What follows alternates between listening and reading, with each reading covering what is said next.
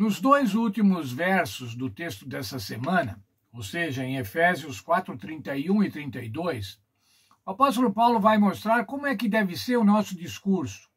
Como deve ser o nosso discurso para que nós não entristeçamos o Espírito Santo. Qual deve ser o nosso linguajar? Qual deve ser a nossa forma de falar? Qual deve ser o conteúdo da nossa fala?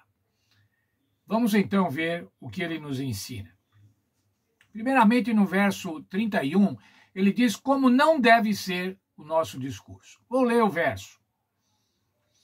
Toda a amargura e ira e cólera e gritaria e blasfêmia e toda a malícia sejam tiradas de vós. Toda a amargura. O que é amargura, irmãos? O que é uma pessoa amarga? Uma pessoa amarga está sempre se opondo aos seus próximos. Uma pessoa amarga impede a união. Pelo contrário, uma pessoa amarga promove a desunião. Uma pessoa amarga traz mágoa e traz tristeza. O apóstolo Paulo está falando assim, olha, no teu discurso, no discurso do crente, deve acabar com a amargura, não deve ter amargura. Deve também tirar a ira. O que é a ira, irmãos? É o ressentimento, a inimizade, a cólera. O que é a cólera, irmãos? Cólera é raiva, é indignação. Nossas palavras não devem conter raiva, não devem conter indignação. Não deve haver gritarias. Mas a coisa pior que tem é quando as pessoas começam a gritar umas com as outras. Gritar umas com as outras. Gritos, clamor, a defesa exacerbada dos seus pontos de vista. Muitos que acham que estão convictos ou que estão convictos do seu ponto de vista, gritam com os outros, humilham os outros no discurso, às vezes com argumentos mentirosos ou às vezes até com argumentos verdadeiros, mas humilham os seus ouvintes, sem gritarias, sem discussões.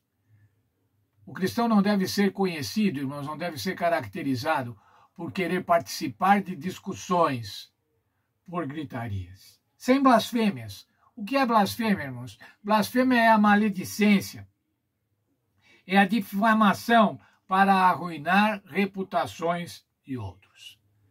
Sabe, irmãos, tem uma coisa que às vezes a gente presencia, que é uma pretensa piedade cristã, que começa a desfiar os problemas das pessoas. Começa a mostrar os problemas das pessoas, as falhas das pessoas, com o espírito cristão. Isso não é espírito cristão, irmãos, isso é espírito do diabo.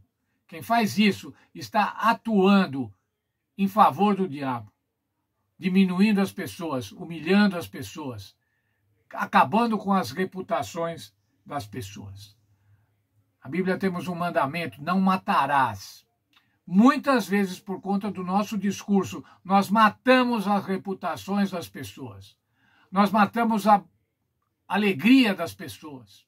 A reputação das pessoas é desse jeito morta por conta do nosso discurso. Mais ainda, sem malícia. Isso quer dizer sem insultos, sem maldades. Esses itens que o apóstolo Paulo fala parece que vão num crescendo. Primeiro é a amargura, depois a ira, depois a cólera, depois as gritarias, as blasfêmias e a malícia, as maldades.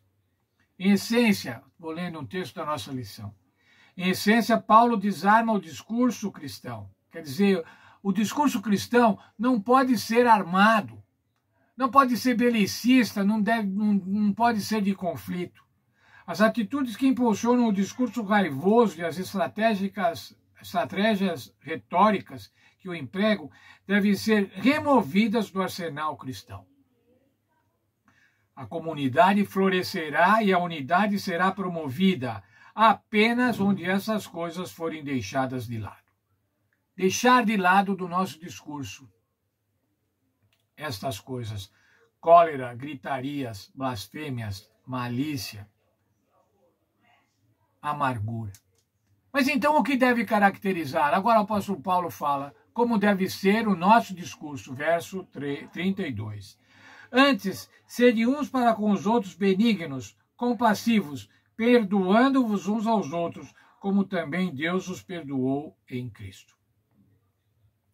Sejam bons e atenciosos uns com os outros. Se nós tivermos bondade, compaixão e perdão, o nosso discurso vai ser caracterizado por isso. Lembra-se um dos primeiros textos que lemos nessa semana? A boca fala do que está cheio o coração. E se você é bondoso, se você tem compaixão, você demonstra compaixão, você é piedoso, você é misericordioso. E se você perdoa, o teu discurso vai demonstrar isso. E esse deve ser o discurso de um crente, de um salvo no Senhor Jesus.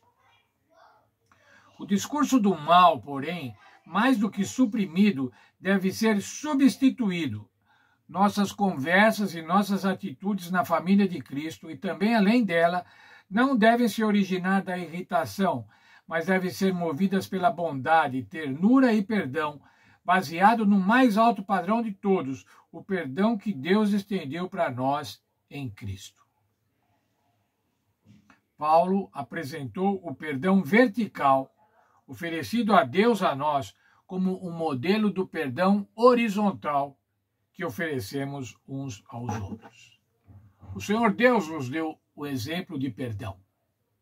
Um perdão que vem de cima, no sentido para nos buscar aqui embaixo. E nós devemos manifestar também esse perdão. Nós não podemos ser amargos, irmãos. O Senhor Jesus nos salvou quando éramos ainda pecadores. Ele nos separa, Ele nos santifica, Ele nos dá boas obras para fazer. Nós não podemos, irmãos, ser amargos. O nosso discurso não pode ser amargo. E eu quero dizer uma coisa para vocês. Se o teu discurso tem sido amargo, se o teu discurso tem sido desanimador, se o meu discurso tem ferido as pessoas, preste muita atenção. Você não está convertido.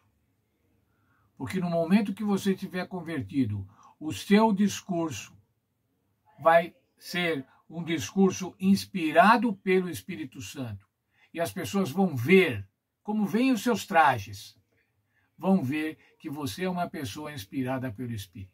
Que Deus esteja com cada um de nós, cuidando do nosso discurso, para que o nosso discurso seja feito sempre de acordo com a vontade, de acordo com a bondade, o amor, a compaixão e o perdão que nos é dado pelo Senhor Jesus Cristo e que nós devemos dar também às outras pessoas.